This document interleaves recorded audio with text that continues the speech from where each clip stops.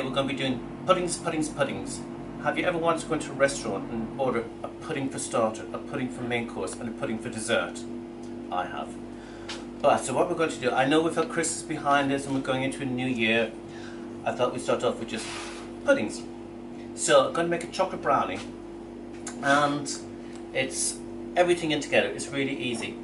50 grams of beetroot, 100 grams of prunes, about a teaspoon of vanilla, 300 grams of sugar, again it's the fructose sugar, cocoa powder, which is 100 grams of cocoa powder,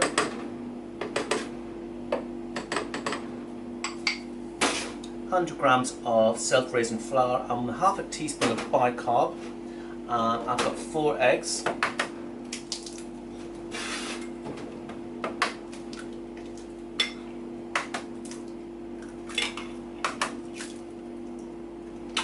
And again, a pinch of salt, again because that just brings out the chocolatey strength. I'm going to buzz that for 1 moment.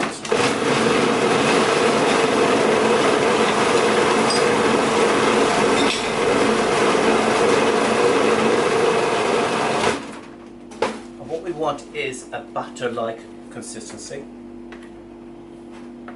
100 ml of semi-skimmed milk.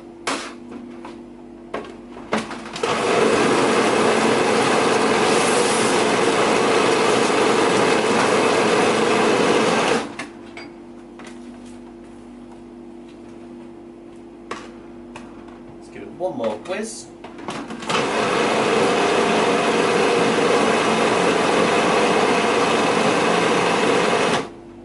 And that's it. Going into a tray, like this, I think this one is 8 centimeters by 12, sorry, 8 inches by 12. Going to line it with greaseproof paper. What I do with greaseproof paper is scrunch it up into a ball. Now you do what I want you to do. It will go down into the corners, it will go around the sides, really shake it up. But when it's just flat as well, you push it down, it bounces back up, and then I'm going to pour the stem of the blade first.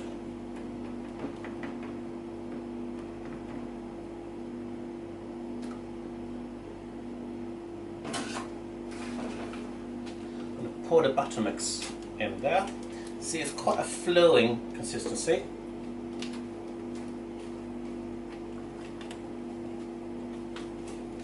You can replace that self-raising flour with a gluten-free self-raising flour, like for like quantities as well.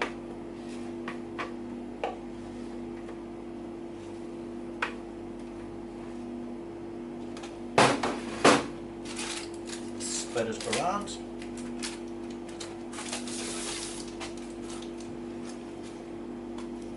And then we're going to pop this into the oven for about 25 minutes. But what you want is, when in the oven, a nice shiny top and a little bit spongy and springy. This is not like your regular gooey chocolate brownie. This is more of a chewy chocolate brownie.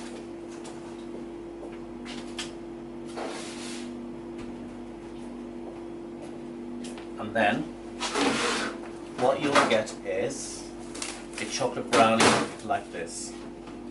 And again, let's have some fun. Sprinkle over some icing sugar.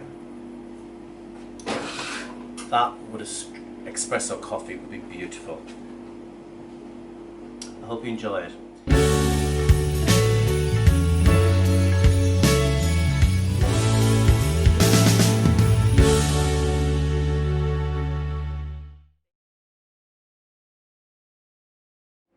So we're going to do some charred grilled pineapple, essentially with some lime juice, honey, and finish it off with some creme fraiche. This is quite a fast frying pineapple. Come summertime, you can do this in a barbecue. We often do this in a barbecue. So what I want is a pan really, really hot. Small amount of oil.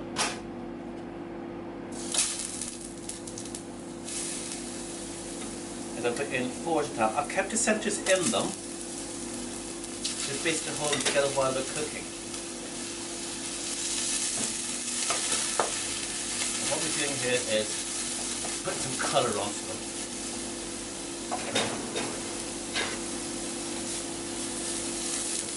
caramelizing again.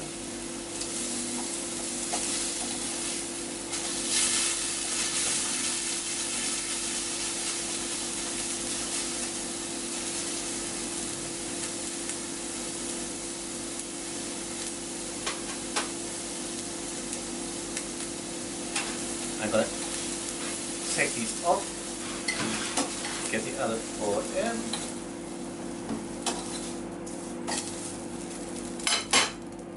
A little bit of oil.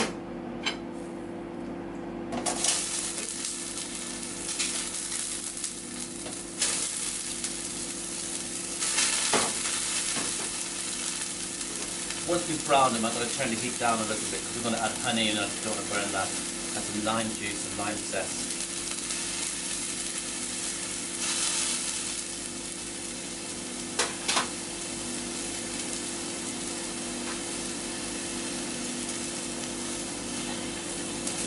If the pineapple is like these are quite hard, we want to actually cook them as well. So you can actually, when I bring the other pineapple back in, we're going to add a little bit of water. And again, I'm going to add a little pinch of salt as well.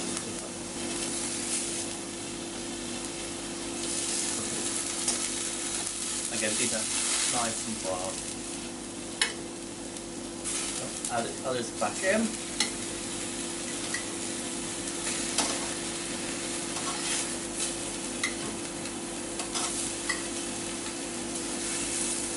And because they are a little bit hard, the time of year I guess, I'm going to splash the water in.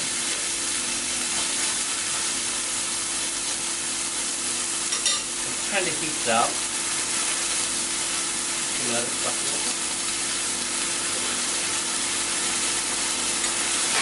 little bit of pineapple juice.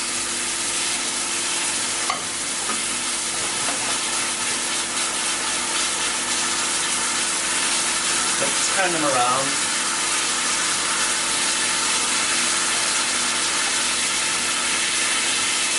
Already beginning to feel much softer.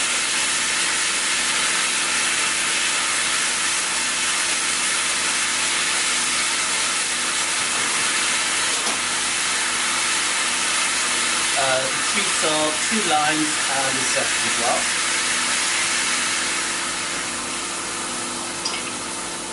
And about 4 teaspoons of honey.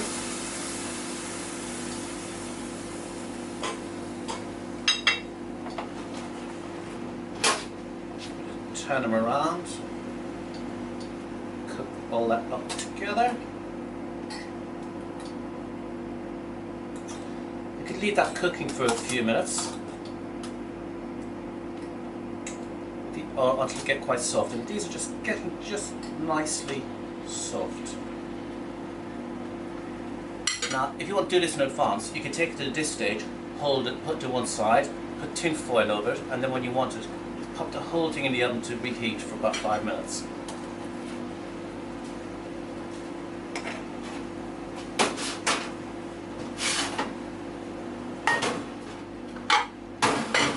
While that's just finishing cooking, I'm just going to prepare the plate. I've got some low-fat creme fraiche.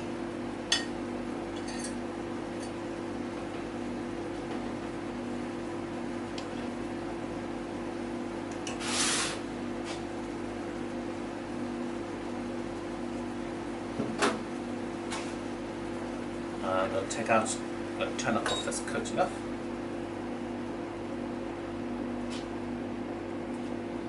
And then, oh, this smells beautiful. The honey and the lime is really nice. You've got a little bit of juice in there.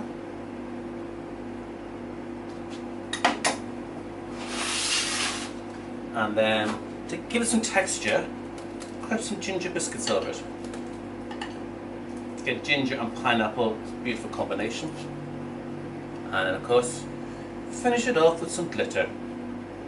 So, got chocolate pineapple with lime and honey, finished with some creme fraiche and a little bit of raspberry sauce that I just happen to have in the fridge.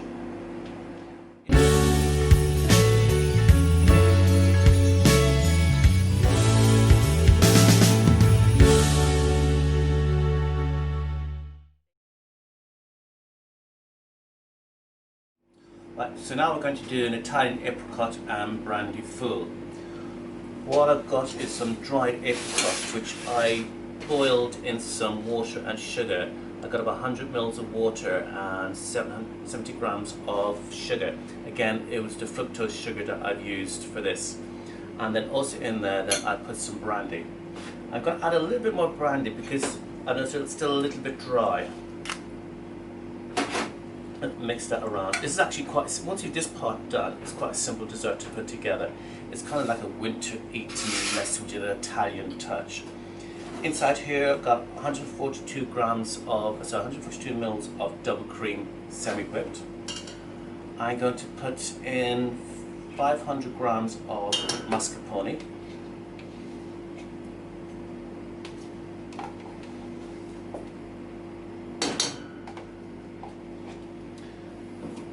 I'm going to mix those two together.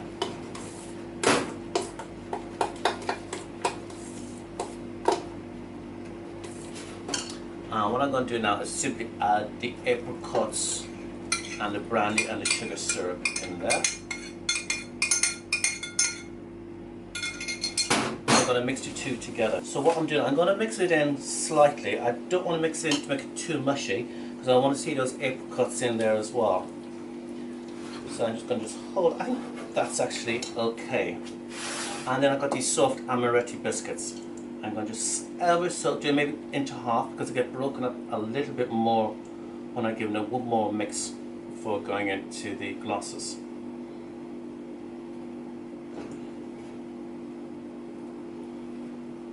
Because almonds and apricot and brandy is such a great combination.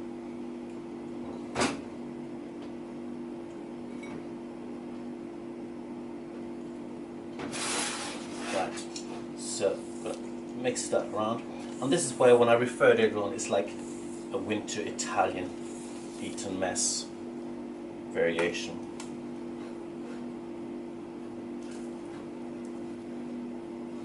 So now that's ready to go into the glasses. So I'm going to divide the mixture into 6 glasses.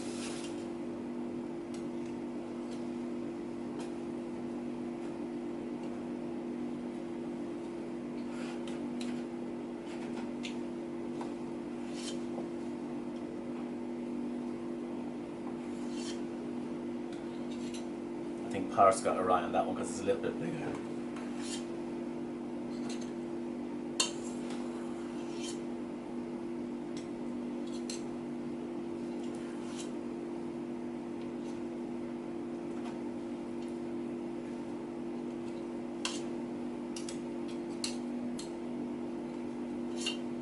Last mix in there. And then we're going to finish it off with an amaretti on top.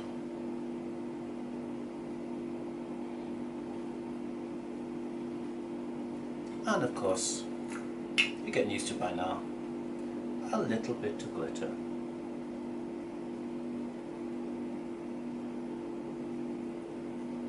So that's the Italian apricot roll with brandy. I hope you enjoy it. And again, I look forward to seeing how you get on doing this. I'd like to see your photographs. Send them to me at mark@chefsonthemove.org. I'd be really excited. I really want to see how you're getting on with it. And if you want a menu, let me know and I shall email it out to you as well. So as this is our last video for the moment, and we're hoping we can pick up this again very soon in late spring, all going well, back at the village hall in Eastergate. So for me and Paris, Happy New Year.